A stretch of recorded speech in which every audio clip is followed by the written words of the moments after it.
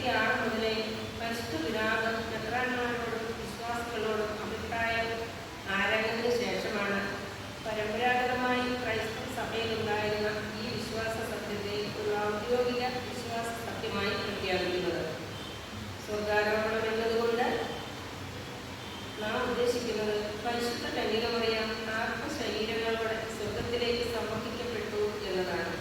കത്തോലിക്ക സഭയുടെ വിശ്വാസമനുസരിച്ച് നാം ഓരോരുത്തരും മരിക്കുന്ന നിമിഷം തന്നെ ആത്മാവ് ശരീരത്തിൽ നിന്നും വേർപെട്ട് നിത്യതയിലേക്ക് യാത്രയാകുന്നു.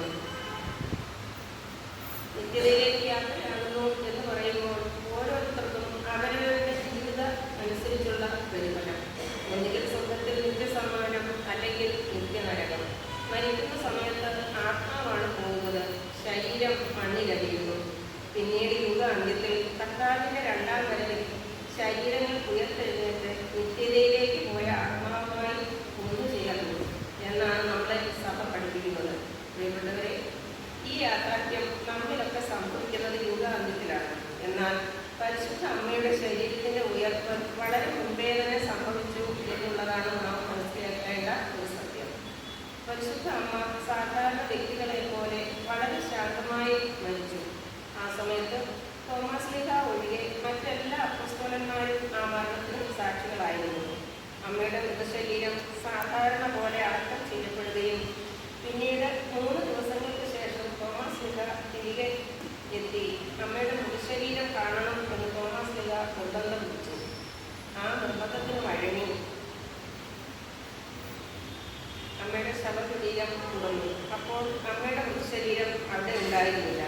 അങ്ങനെ മനസ്സിലാക്കപ്പെടുകയാണ് പരിശുദ്ധ അമ്മ ആത്മശരീരങ്ങളോടെ സ്വർഗത്തിലേക്ക് സമ്മതിക്കപ്പെട്ടു എന്ന്. 7-ാം നൂറ്റാണ്ടിൽ മറിയത്തിൻ്റെ ഉറക്കത്തിരുന്നാൾ എന്ന പേരിൽ ഈ തിരുനാൾ ആഘോഷിച്ചിരുന്നു. പിന്നീട് ഈ പേര് പുനർനാമകരണം ചെയ്ത് സ്വർഗാരോഹണ തിരുനാൾ എന്ന പേരിലാക്കി മാറ്റുകയാണ് ഉണ്ടായത്. ബൈബിളിൽ പലയിടത്തും നാം വായിക്കുന്നുണ്ട് ശരീരത്തിൻ്റെ ഉയർപ്പിനെ കുറിച്ച്. പ്രത്യേകിച്ച് ആദ്യഫലം ക്രിസ്തു, പിന്നീട് അവനുള്ളവരും താന്താങ്ങളുടെ ക്രമമനുസരിച്ച് ഉയർത്തെഴുന്നേൽക്കുന്നത്. തീർച്ചയായും ക്രിസ്തുവിനുള്ളവരിൽ പ്രഥമ സ്ഥാനത്തുള്ളത് പരിശുദ്ധ അമ്മയാണ്. അതിനാൽ അമ്മയുടെ ഉയർപ്പ് വളരെ മുമ്പേ തന്നെയായി എന്ന് നമുക്ക് മനസ്സിലാക്കാം. വേദ പുസ്തകത്തിൽ നാം വായിക്കുന്നു, അക്ഷയമായ തടികൊണ്ട് നിർമ്മിച്ച വാഗ്ദാന പേടകവും അതിലുണ്ടായിരുന്ന മന്നയും അതുപോലെ തണുത്ത വഴിയും 10 കൽപ്പനകളും. നമ്മുടെ കർത്താവിനെ വാഹിച്ച വാഗ്ദാന പേടകമായ പരിശുദ്ധ അമ്മ, ആ അമ്മയെ ദൈവദൂതന്മാർ അഭിസംബോധന ചെയ്തത് കൃപ നിറഞ്ഞവളെ എന്നാണ്. ആവാചൂടം കൃപയായ പരിശുദ്ധ അമ്മയുടെ ശരീരം മണ്ണിൽ നശിച്ചു പോകരുത് എന്നുള്ളത് ദൈവത്തിൻ്റെ നിശ്ചയമായിരുന്നു. പരിശുദ്ധ അമ്മ ഉയർത്തുന്നതിന് അഥവാ ആത്മശരീരങ്ങളോട് സ്വർഗത്തിലേക്ക് സമർപ്പിക്കപ്പെട്ടു. സഹോദരങ്ങളെ, പരിശുദ്ധ അമ്മ സ്വർഗത്തിലേക്ക് സമർപ്പിക്കപ്പെട്ടു എന്ന് വിശ്വസിക്കുന്ന നമ്മൾ നമ്മുടെ ശരീരവും മനസ്സും വളരെ വിശുദ്ധിയോടെ സൂക്ഷിക്കുവാൻ കടപ്പെട്ടിരിക്കുന്നു എന്നതാണ് ഈ തിരുനാളുകൾ നാം ഉദ്ദേശിക്കുന്നത്. യുഗാന്ത്യത്തിൽ കർത്താവിൻ്റെ രണ്ടാം വരവിൽ നിത്യ സൗഭാഗ്യത്തിൽ പ്രവേശിക്കുവാൻ ദൈവം വസിക്കുന്ന നമ്മുടെ ശരീരങ്ങൾ